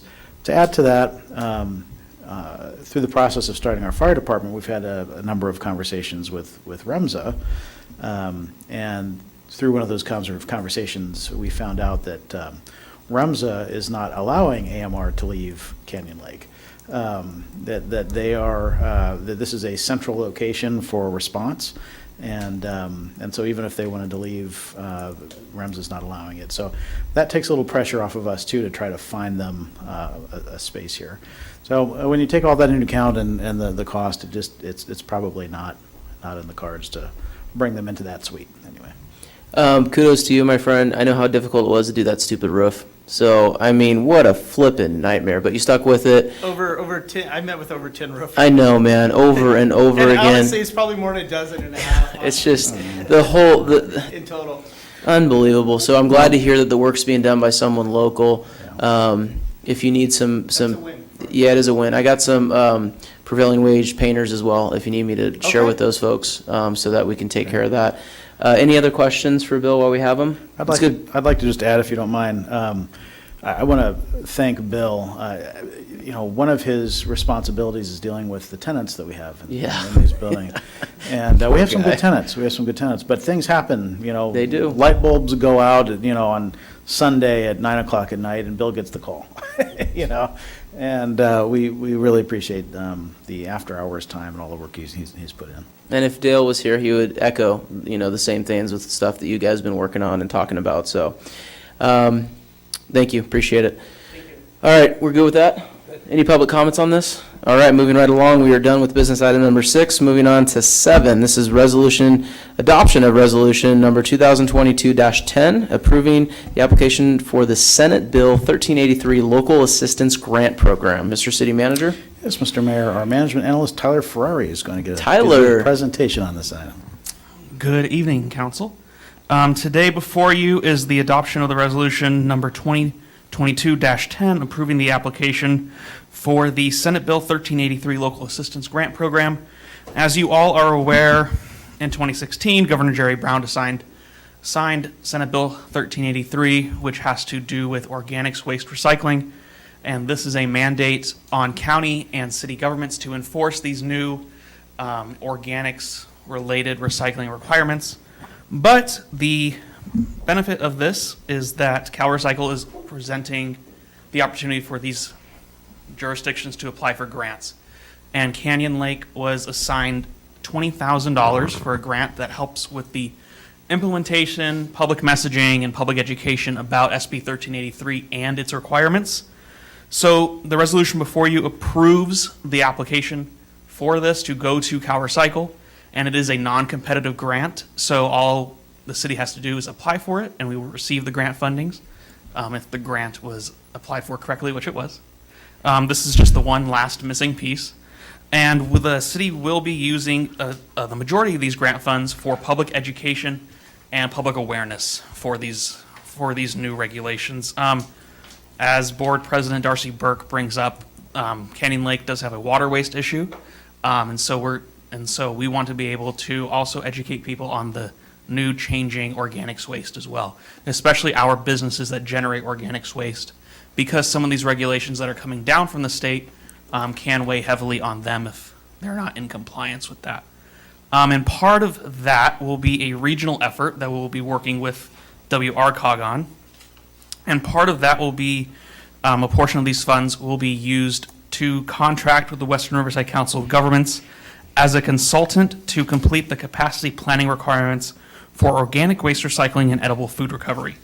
The scope of this work includes estimating the amount of organic waste that will be disposed by organic waste generators such as homes, restaurants, nursing home facilities, anywhere that is preparing and cooking food and where food may go to waste. Estimating the amount of edible food that mandated food donors would send to landfills. Identifying available existing capacity at food recovery organizations and services that could take the surplus food from the food donors, and identifying whether new or expanded capacity is needed to recover edible food disposed by commercial edible food generators. And so this is really important because the regional approach will allow all of the cities in Western Riverside County to be able to work collaboratively on this.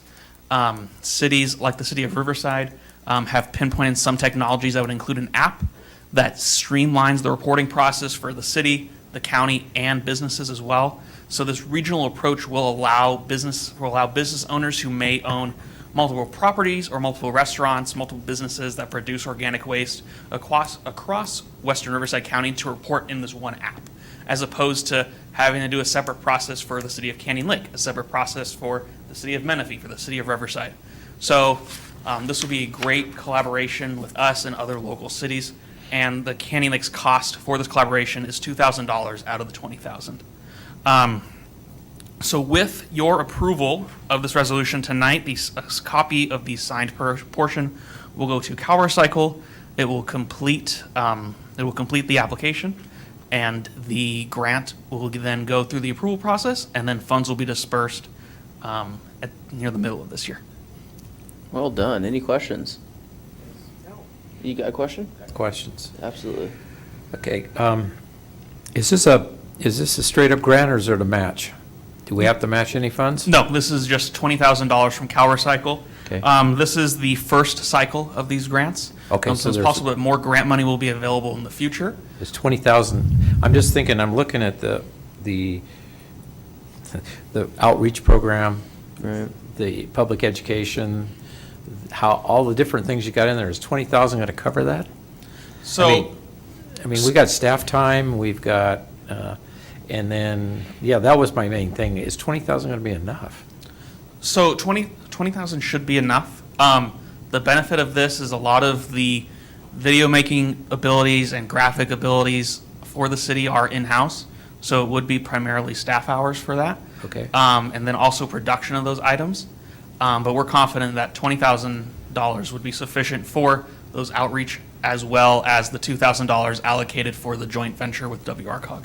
Okay, and the timeline on this is 2026? I believe these funds will need to be spent in the next 3 years, or Okay. they will go back to CalRecycle. Okay. And will we be part of the enforcement of this SB 1383? Yes, cities are required to. So we will have to have either our code enforcement, or we'll have to hire people to essentially enforce 1383? Stephen? Sorry, I was getting lost in our housing element. I was going through a section Oh, of it. Can you it's please okay. repeat it? It's okay. We passed that one up. I know. We're on but trash now. I know. We're on Go ahead, trash, go my ahead. friend. We move here. I know, 11383 now. Sorry, could you repeat the question, Councilman? I forgot what the question. Do we have to enforce it? Enforce it. We do. Pay for enforcement? We are. So we have to have the ordinance on the books as of January 1st. And then we have to begin the process of education, and I think that's the principal purpose of the grant. And then I believe it's 2024, we have to begin the process of enforcing, and we do have to enforce it. Okay, can I ask a question? Of course you can. Keep Since going. it's a pass-through from the state, it's a state mandate, doesn't the state have to pay for our enforcement costs? Wasn't there a bill passed on that Yeah, state troopers sometime are back? coming, right? As I'm sure you're aware from going to the league meetings on these, Oh, yeah. every single one of these laws that imposes a regulatory program upon cities is considered a state mandate.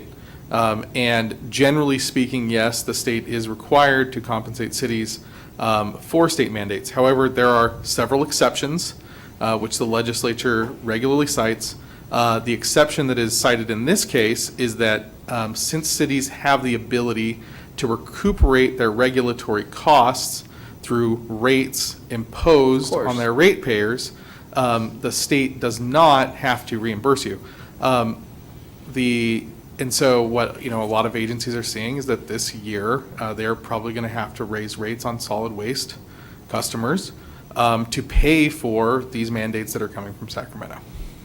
Tyler, question for you. Are we going after all $57,000 right now? The grant is $20,000. Total, right? It's 20,000? It's So- 20,000 total, and we will be receiving the full That is another $20,000. That is another 3 zeros, isn't it? The 57 million. the 57 million you're referring to is the statewide allocation. So for every city, Yeah. up and down the state. That was split and between every city. we're given 20 grand of that. Yes. Can't you get 20 million? Come on, Tyler. I'll Was see that who I here? can call. Come on. Any other questions?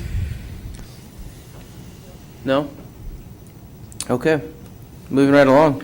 Do we have any public comment cards on this? No No one comments. wants to talk about trash in the public. No one wants to talk about trash today. All right. I do need a motion, and just to be clear, so I don't want Madam Clerk to yell at me, this motion is to adopt resolution number 2022-10. I need the motion, which is going to be Mayor Pro Tem Green. Thank you. I'm going to need a second, which is going to be Councilwoman Dane. Second. Done? I need a roll call vote, please. Councilmember Castillo? Aye. Councilmember Dane? Aye. Mayor Pro Tem Green? Aye. Mayor Smith? Aye. Motion carried to adopt resolution number 2022-10 with Councilmember Welty absent. And who says government's not fun? Moving right along, business item number 8. This is adoption of resolution number 2022-11, approving a special revenue fund for the Canyon Lake Fire Department. You're going to present this? Yes, sir. All right. Good Good evening, luck. Your Honorable Mayor, Member City Council, City Staff. As some of you may be aware, we have a new fire department. that just Yeah, I heard started. about that. I didn't get the message. I was supposed to bring gifts. So You didn't get the hat. I apologize. So I do have swag that I will bring next time. Yes. So what you have before you is a resolution approving a new fund. And usually when you have a new fund for the city, you get it approved by council. And so most fire departments have a nonprofit where they get donations and then they buy T-shirts and sell those and make money for equipment and stuff around those things. Right now, they don't have a nonprofit started, and anybody that started a nonprofit can get kind of expensive because of the application. So what we'd like to do is establish a fund and then the general fund loan them some money on a short-term loan, which would be paid back by, I think we have to pay it back within a year, right, Stephen, on the short-term loans? That's correct. Yeah, so within a year of when we approve this, we need to pay that back. And so they will buy the merchandise, sell, and it'll be subject to all the purchasing procedures of the city. And eventually, they may want to start a nonprofit. And then at that point, we could probably transfer the balance of the funds to them. But right now, this will be the only method we have, would be a special revenue fund. And then it'll get reported separately on our financial statements, and you'll see it come through. So any questions? Pretty simple. Any questions? Of course, Mayor Pro Tem Green, please. Man, I tell you what, I haven't had so much fun in 13 weeks. See, government's fun. 13 Just a weeks. couple of things, and it's just for consideration. I believe that official issued department shirts, uniforms, hats should stay official. Yes. I mean, they got Canyon Lake logo, and we got some people that like to play police and fire. And if they can get a hold of uniforms or memorabilia they will present themselves as one of our representatives, probably not in a way that we would be happy with.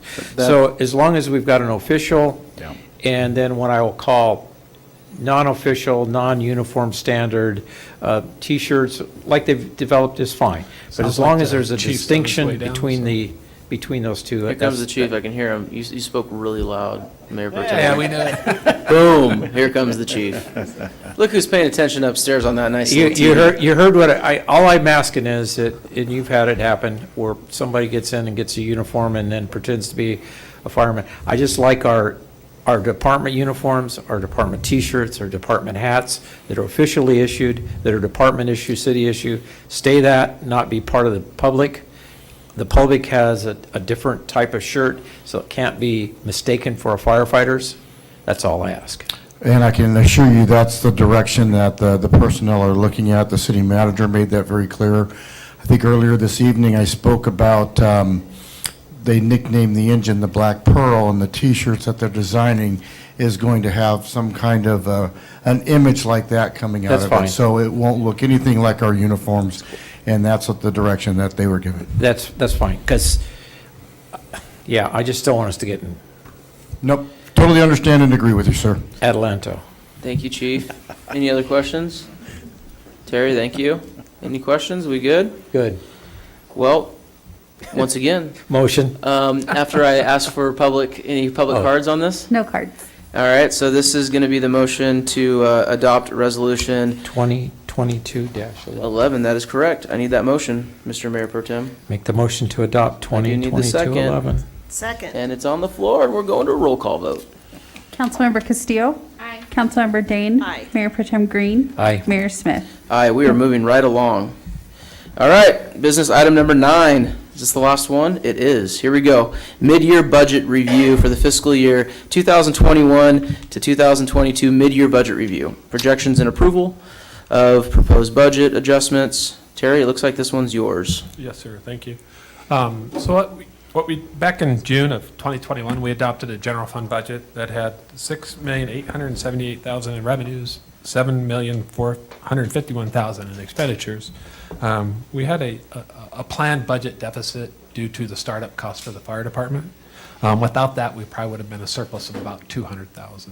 So what I do is I went through, we did budget adjustments throughout the year, and we added like the $29,280 to revenues for the firehouse sub-grants, which we used purchased equipment. So the results of the budget adjustments up to December pushed the deficit to about $620,936. And then as also a part of this, the city has an approved administrative assistant position, but the city would like to fill that position beginning March 15th. So that is also part of this, is to authorize the hiring of that position. And there is an updated salary schedule in the back for that. So what I do is I go through all the revenues and the expenditures for the general fund through December, and then I project out where I think we're going to be at the end of June. And so our real property transfer tax, which is when you sell a house, we get a fee for that. That's way up. Sales and use tax is up about $44,000. Transit lodging tax is way up because of the prior year was COVID related, and so that's up. And then the EMS subscription fee is going to be about $40,000. So we have about $146,000 added to the revenues. And then the city staff and myself, they went through all their budget line items, and there were some items that we thought we might need. And those are these budget adjustments here, but I'll go through those when we hit the slides here. How do I turn this on in? Just push the right The button. PowerPoint? The right button? All right. You think us old people would learn something once. All right, so mid-year budget review, fiscal year 21-22. I really have no gifts, and my PowerPoint slides are pretty boring, but hopefully it'll be all right. So you can see we started out, actual revenues through December, $1,868,000. Projected January to June, about $5.2 million. Overall, a little over $7 million.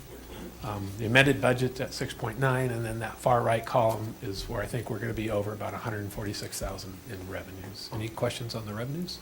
I have a question, Terry, while Sure. we're there. And maybe it's just me adding up. I added up the block, you had real estate transfer, 24,000, sales tax, 44, transit lodge, 35, EMS, 40. I come up with 143. Well, the 146 is just, is the overall increase, I think, where we're going to be at the end of the year. But I didn't adjust others down or up. I just adjusted. these Okay, ones up, so, yeah. I just thought maybe it was a typo, but No. yeah, it's only $3,000, I but it's missed- still $3,000. Yeah, I misspoke when I read that. Okay, thank you. And so that's, I think we're going to be to the good, about 146,000. Interest income, the rates are still ridiculous. So, and then the utility users, we had an all-time high last year with everybody home and stuff, but that's down a little this year. But, EMS subscription fee is up 40,000. Permits and fees are up 28,000. Yeah. So, quite a good year. With the transit lodging tax coming back, our first quarter was a big number, so for us, it was good. And then we also did the same thing for expenditures. So I have the actual through December. I project through June. And then so all the departments are on track. City council, slight positive. City attorney, to the good, so that's good. City managers, to the good, about 32,000. City clerk, about 22,000. Finance, still the best department in the city, 48,000, to the good. That's right. And then planning, we have a lot going on in planning this year with a lot of stuff, so I think we'll be right on track with the budget. Building and safety, a lot of this savings is due to the change in the structure where we have employees now and not paying 95% out. And then law enforcement, right on budget where they're supposed to be. Fire and medical, we haven't got that second bill yet, but I just assumed that it would be for the whole amount. But their first quarter was about what? It was low. Yeah, 80% of what we thought it was going to be, so.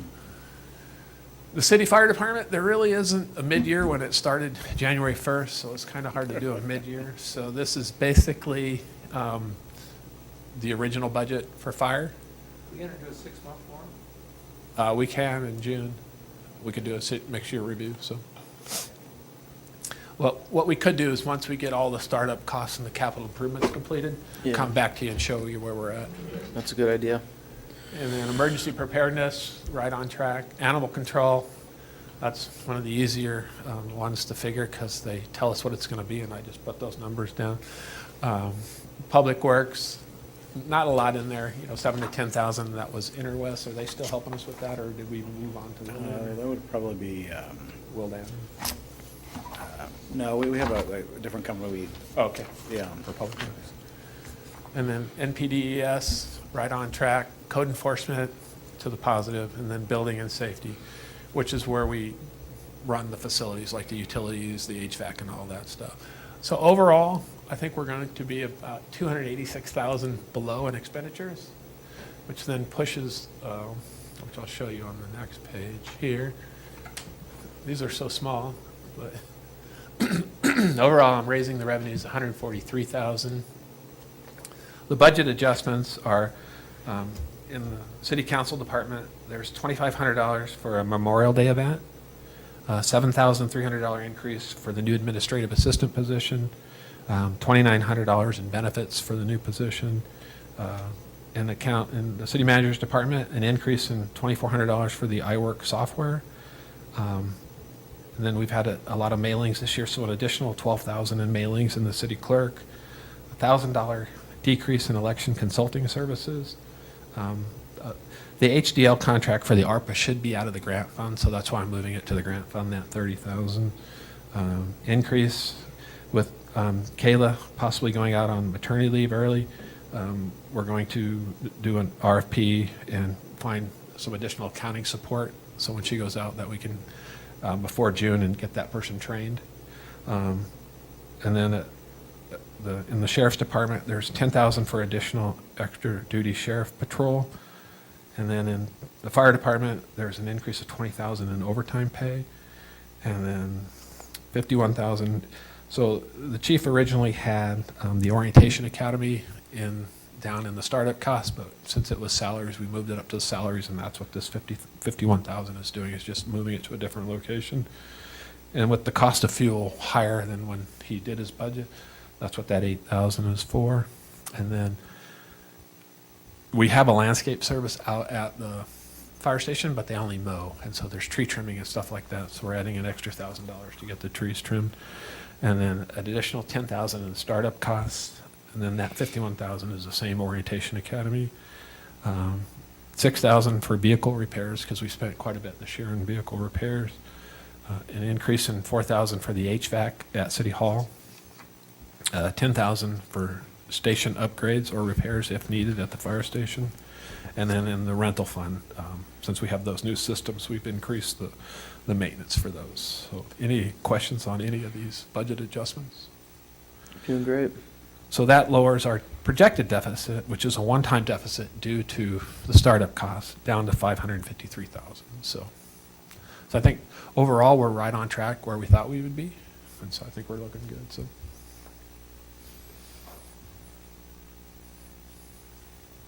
And then there's a couple for the rental fund. Any questions on the expenses or revenues? Any questions so far? Nope. Looking good.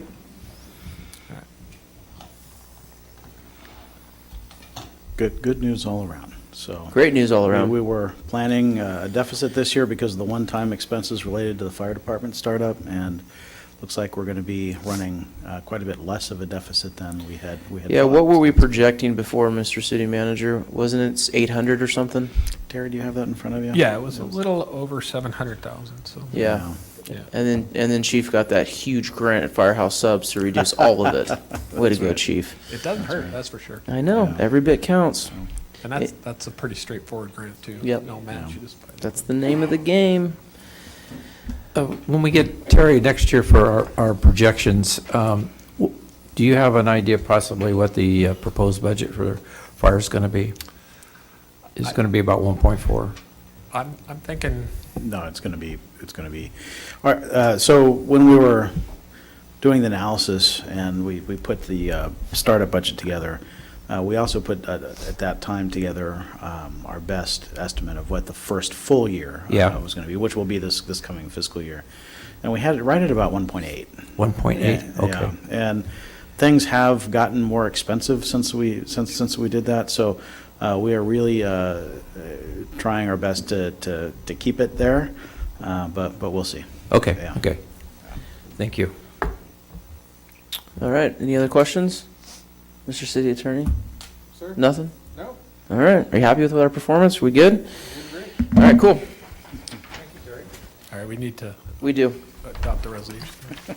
Are you sure? Or you need to approve the budget. Would you like us to adopt it? Yes, I do. All right.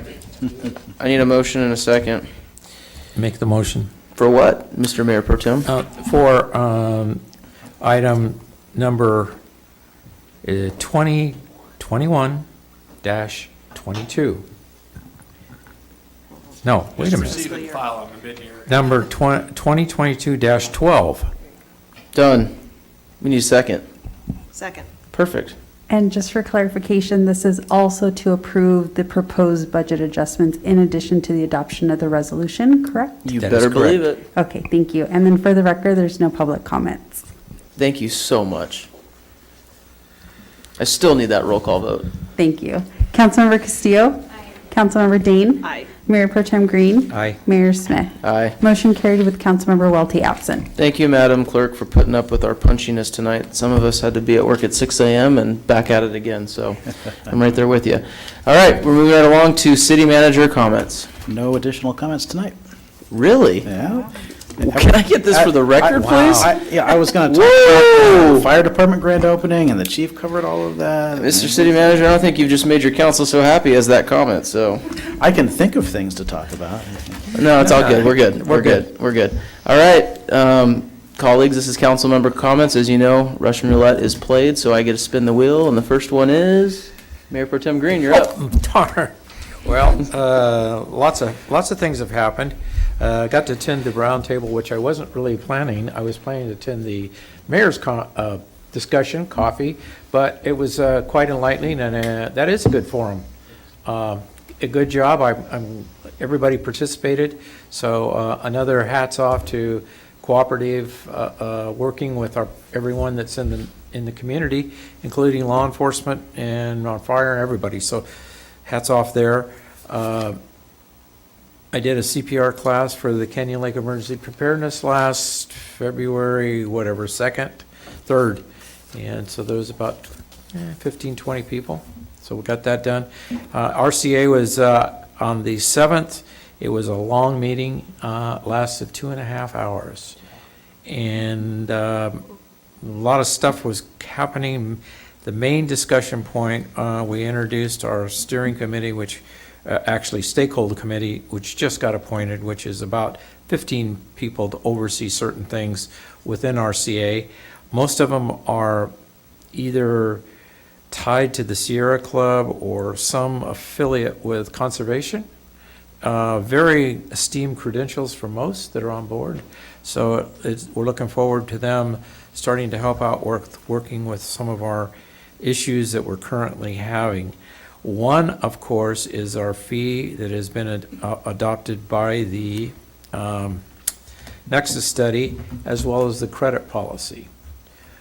City of Moreno Valley was denied credits for the mega center that they have got that one is in lawsuit, which is the World Logistics Center, which is a multi-million-dollar square foot facility off the 60. They requested that they would hand over 2,700 acres of land to get their fee credit back. Well, it had already been decided back in 2015 that the city of Moreno Valley would not get those because of the process they used. It required a vote, and the vote was not unanimous. The vote was split. But it prevailed that the city of Moreno Valley would not get the fee credit, and we would not entertain their motion. What we did, though, is to take back and look at the land that they currently are offering, because it does have value. It is one piece owned by one owner, so it unfortunately has to be paid for in some form or fashion. Credits are not cheap. So that's going to be one of our major things to tackle at our next meeting. so that we can continue the process that our county has set up and to be fair to all the players in the system. If we applied one set of rules to one city because of their size, the other thing that is not taken into consideration is the environmental impact that that large facility is going to have on traffic on the 60. Because we're talking about truck traffic. We're not Right. talking about vehicle traffic. Well, there is Right. going to be people that work there. So there's a lot of other secondary issues that are mixed in this. So if you hear anything, it is in process, but Moreno Valley was denied their request. That's all I have. Perfect. Which one do you want to go next? Councilmember Dame, would you like to go? Sure. All right. I was able to attend the coffee with the mayor this morning, which was a good, first time I've been a part of that, and it was good to have, we had a few people that came out and a really good discussion Yeah. on a lot of different topics. So it was good to have the participation there. And over the last 2 weeks, I've attended virtually the new mayor and council members academy from the League of California Cities. It was very informative. A long time on virtual meetings. You poor thing. However, and it was just a lot of good information on how to successfully work with other council members in the city, and just a lot of ins and outs of running a city. So I learned a lot. I love it. Councilmember Castillo, you are up. Okay, so, when was it? When did we do it? Okay. We had our first, I don't remember the date. We had our first 9/11 committee meeting. It was very well attended. There were a lot of volunteers. That's awesome. And the volunteers were all excited, and the discussion was great. And we have, I think, an agenda that will appeal to those who want to have kind of more of a remembrance event in the morning, and then more of a unification event in the afternoon. So those planning stages are ongoing. Our next meeting is in March. So we're excited about that. I want to remind everyone that on the 26th of February, not only is it our opening day for the fire department, but it's opening day for the Little League, and they're having a pancake breakfast in the morning. So if you can make it to the fields for pancakes in the morning and then urban in the afternoon, that'd be great. Pancakes and urban. I mean, it's going to be a fun day. Yeah. And then lastly, I'm sure some of you have seen the posts on social media that we are working on a lifeguard program. Heck yeah. More to be announced as we get details on that. But that is a collaborative undertaking with multiple agencies, and we're super excited about that. Love it. All right, been busy. First, I want to say thank you to my colleagues for doing an idea that Tyler really put together, which is our council member roundup, doing videos throughout the community about things that we're working on together. That's been great. Jumping into some of the regional stuff, RCTC, I got an update that's going to affect us all, and that is February 9th, which is today, yes, until Friday. There will be a lane closure on the northbound I-15. They're going to be doing work from 9 p.m. to 5 a.m. And then Thursday, they're going to be doing work from 8:30 to 5, and Friday as well from 10:30 to 8. So just be mindful of that. That's actually right by Railroad Canyon Road. They're working on that area right there. So just be mindful of that when you're traveling. Also, in regards to RTA, ridership's up 26%. And things are starting to move in the right direction in regard to COVID relief and just people getting out, doing things more. And we can kind of see that with some of the congestion that's taking place as far as commuters and whatnot. I want to give a little real estate update from our good friend Adam. Always appreciate the stats when we get a look at real estate in our community. Looking at this month compared to last month, median price per home here is $695. That's an increase of 18.6% from last month. That was, last month we looked at a median of about $586,000 per house, so that's substantial in just 1 month. The market, as you all know, is extremely hot. About $20 million in transactions took place in that time period, so that's pretty phenomenal. I'm excited once again to be a Canyon Laker because everything is going in the right direction, especially when it comes to our homes and our home values. So with that, is there anything else anyone would like to say? We can close it out. We good? Good. All right. It's been a very busy evening. So the announcement I have is the next regular meeting will be Wednesday, March 2nd at 5 p.m. for closed session and 6:30 for open session. We're going to call this meeting adjourned at 8:30. Mucho gracias, señor.